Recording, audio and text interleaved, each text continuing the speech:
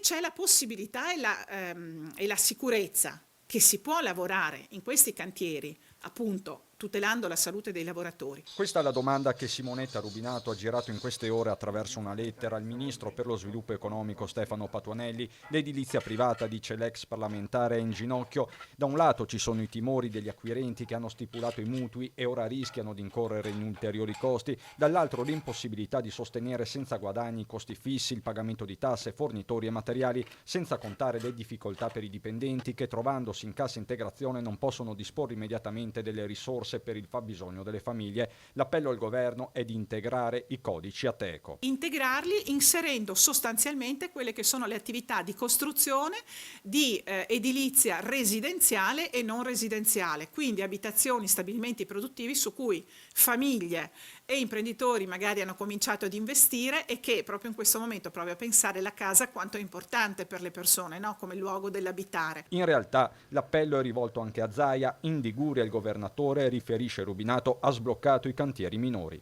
Proprio dicendo che i codici Ateco vanno interpretati perché non sono rappresentativi in modo univoco delle attività produttive ma hanno solo finalità statistiche, lui ha ritenuto di liberare questo tipo di attività, la piccola edilizia, oltre ad altre, nel suo territorio, nella Liguria. Quindi io sottolineo al ministro Patuanelli come sia anche necessario dare omogeneità alla normativa in tutto il territorio nazionale.